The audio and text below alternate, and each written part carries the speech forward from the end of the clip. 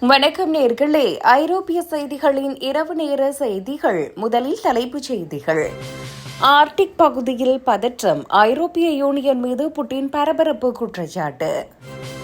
Germany உளவுத்துறைக்கு கூடுதல் அதிகாரம். புதிய பாதுகாப்பு சட்ட சீர்திருத்தம். பிரிட்டன் கடற்பகுதியில் ரஷ்ய போர்க்கப்பல் உலா. தீவிரமடையும் பதற்றம். தென் லண்டனில் அகதிகள் தங்கியிருந்த ஹோட்டல் மூடல். அரசு அதிரடி நடவடிக்கை. பிரிட்டன் விமான நிலையத்தில் இலவச பாஸ்ட் ட்ராக் சேவை. பயணிகள் மகிழ்ச்சி. லாட்வியா எல்லையில் ரகசிய சுரங்கம். 15 சட்டவிரோத குடியேறிகள் கைது. உக்ரைன் போரின் கள நிலவரம். திட்டமிட்டபடி இலக்குகளை தாக்கி உக்ரைன் முன்னேற்றம். ரைன் நதியில் நீர்மட்டம் குறைவு. ஜெர்மனி பொருளாதாரம் பெரும் பாதிப்பு. இனி விரிவான செய்திகள். ஐரோப்பிய ஒன்றிய நாடுகள் ரஷ்யாவின் சொத்துக்கள் மற்றும் கப்பல்களை முடக்குவது கடற்கொள்கைக்கு சமமான சட்டவிரோத செயல் என ரஷ்ய அதிபர் விளாடிமிர் புட்டின் கடுமையாக சாடியுள்ளார். ஆர்டிக் பகுதியில் அதிகரித்து வரும் ராணுவ பதற்றத்திற்கு நேட்டோ அமைப்பின் விரிவாக்கமும் அதன் கூட்டு பயிற்சிகளுமே முதன்மை காரணம் என்றும் அவர் குற்றம் சாட்டினார்.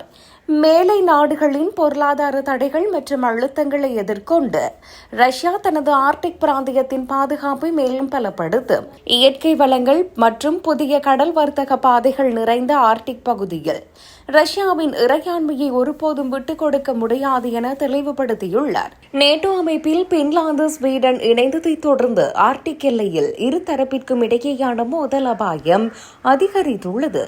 சர்வதேச சட்டங்களை மீறி செயல்படும் ஐரோப்பிய நாடுகளுக்கு தகுந்த பதிலடி கொடுக்கப்படும் என்றும் ரஷ்ய அதிபர் மாளிகை வட்டாரங்கள் எச்சரித்துள்ளன.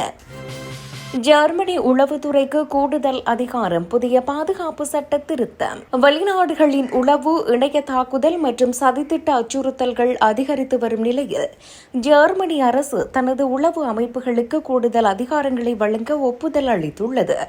ரஷ்யா மற்றும் சீனா போன்ற நாடுகளிடமிருந்து வரும் நவீன அச்சுறுத்தல்களை திறம்பட எதிர்கொள்வதே இந்த வரலாற்று சிறப்புமிக்க பாதுகாப்பு சீர்திருத்தத்தின் முக்கிய நோக்கமாகும். இதன் மூலம் ஜெர்மனியின் வெளிநாட்டு உளவு அமைப்பு மற்றும் உள்நாட்டு பாதுகாப்பு அமைப்பு ஆகியவை முதன்முறையாக புதிய செயல்பாட்டு அதிகாரங்களை பெறுகின்றன. இணைய தாக்குதல்களுக்கு எதிராக ஹேக்பேக் முறைகளில் பதிலடி கொடுக்கவும், செயற்கை நுண்ணறிவு தொழில்நுட்பத்தை பயன்படுத்தி தகவல்களை சேகரிக்கவும் அனுமதி வழங்கப்படுகிறது. பாதுகாப்பு செய்திகளுக்கு நட்பு நாடுகளை அதிகம் சார்ந்திருப்பதை குறைத்து ஜெர்மனியை தற்சார்பு கொண்ட சக்தி வாய்ந்த உளவு தளமாக மாற்றுவதே இதன் திட்டம் என உள்துறை அமைச்சர் தெரிவித்துள்ளார். பிரிட்டன் கடற்பகுதியில் ரஷ்ய போர்க்கப்பல் உலா. தீவிரமடையும் பதற்றம். பிரிட்டன் எல்லைக்கு அருகில் உள்ள கடற்பகுதியில் ரஷ்யாவின் ஏவுகணை ஏந்திய போர்க்கப்பல்கள் மற்றும் போர் ரோந்து படகுகள் தீவிர ரோந்து பணியில் ஈடுபட்டு வருகின்றன. இதன் மூலம் பிரிட்டனின் முக்கிய பகுதிக்குள் ரஷ்ய ஏவுகணைகளின் தாக்குதல் வரம்பிற்குள் வந்துள்ளதாக பாதுகாப்பு வல்லுநர்கள் எச்சரிக்கின்றனர். பிரிட்டன் விதித்துள்ள தடைகளை மீறி செல்லும் ரஷ்யாவின் கச்சா எண்ணெய் நிழல் கப்பல்களுக்கு பாதுகாப்பாகவே இந்த போர்க்கப்பல்கள் அனுப்பப்பட்டுள்ளன. ஆங்கிலேய கால்வாய் மற்றும் வட அட்லாண்டிக் பகுதியில் ரஷ்ய கடற்படையின் நடமாட்டம் கடந்த ஆண்டை விட 25% வரை அதிகரித்துள்ளது. போர்க்கப்பல்களின் எண்ணிக்கை குறைவு மற்றும் போதிய வளமின்மை காரணமாக ரஷ்யாவின் இந்த நடவடிக்கைகளுக்கு உடனடியாக பதிலடி கொடுக்க பிரிட்டனின் ராயல் நேவி சிரமப்பட்டு வருகிறது. நிலைமையை கண்காணிக்க பிரிட்டன் தன் ரோந்து கப்பல்களையும் ஹெலிகாப்டர்களையும் அனுப்பியுள்ள நிலையில் எல்லைப் பகுதியில் இரு நாடுகளுக்கும் இடையே பெரும் பதற்றம் நிலவுகிறது.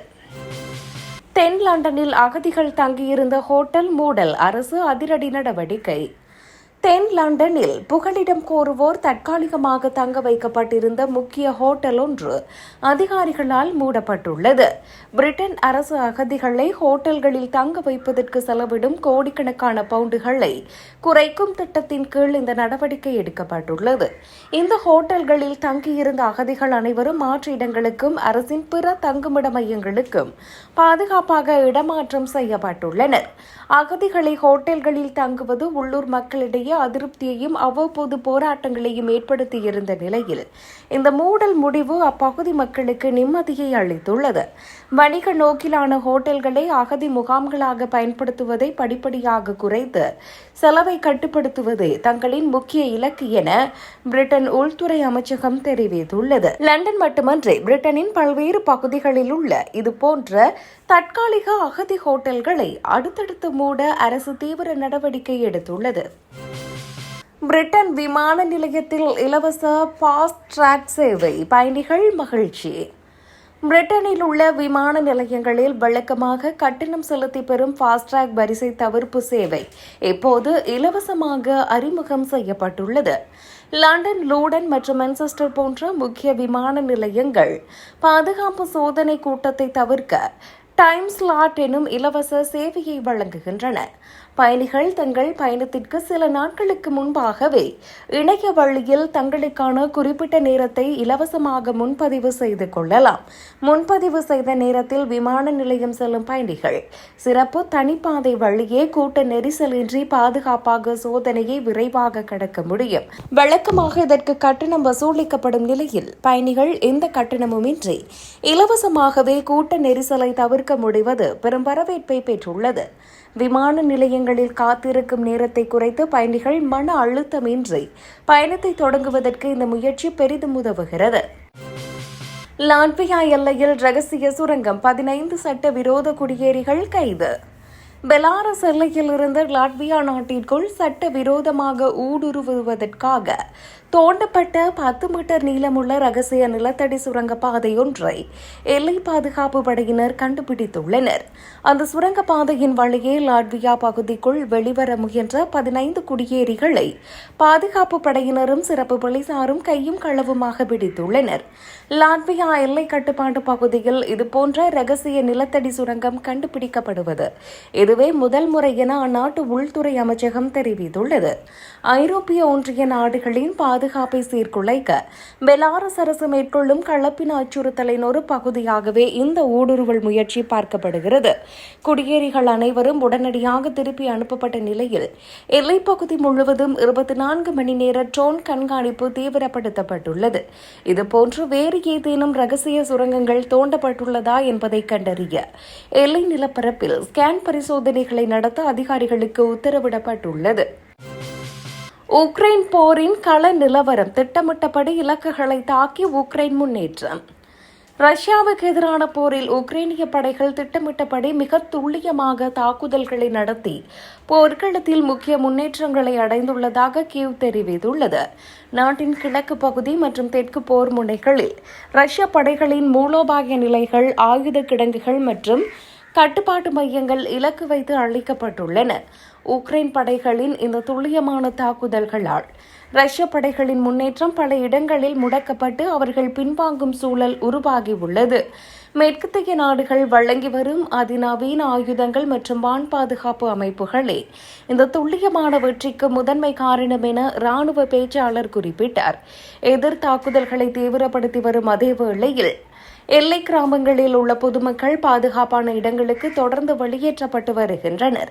ரஷ்யாவின் வான்வழி தாக்குதல்களை எதிர்கொள்ள மேலும் கூடுதல் வான் பாதுகாப்பு உதவிகளை வழங்குமாறு சர்வதேச நட்பு நாடுகளிடம் உக்ரைன் அதிபர் செலன்ஸ்கி கோரிக்கை விடுத்துள்ளார். ரைன் நதியில் நீர்மட்டம் குறைவு, ஜெர்மனி பொருளாதாரம் பெரும் பாதிப்பு. ஜெர்மனியின் முக்கிய வர்த்தக பாதையான ரைன் நதியில் நீர்மட்டம் கடுமையாக சரிந்துள்ளதால் அந்நாட்டின் பொருளாதாரம் பெரும் முடக்கத்தை சந்தித்துள்ளது. கடும் வறட்சி காரணமாக நதியில் சரக்கு கப்பல்களின் போக்குவரத்து தடைப்பட்டு தொழில் நிறுவனங்களுக்கான மூலப்பொருட்கள் விநியோகம் முடங்கியுள்ளது. நிலக்கரி, ரசாயனங்கள் மற்றும் எஃகு போன்ற அத்தியாவசிய பொருட்களின் போக்குவரத்து குறைந்ததால் உற்பத்தி துறை கடும் நஷ்டத்தை எதிர்கொண்டுள்ளது. குறைந்த அளவிலான சரக்குகளை மட்டுமே ஏற்ற முடிவதால் கப்பல் போக்குவரத்து செலவு பெருமளவு உயர்ந்து பொருட்களின் விலையும் அதிகரித்துள்ளது. மாற்று வழிகளுக்கான ரயில் மற்றும் சாலை போக்குவரத்திலும் போதிய இடவசதி இல்லாததால் தொழிற்சாலைகள் உற்பத்தியை குறைக்கும் நிலைக்கு தள்ளப்பட்டுள்ளன.